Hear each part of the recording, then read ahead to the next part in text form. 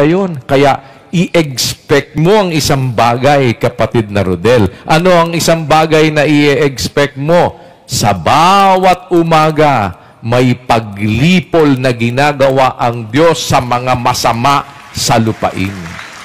Opo.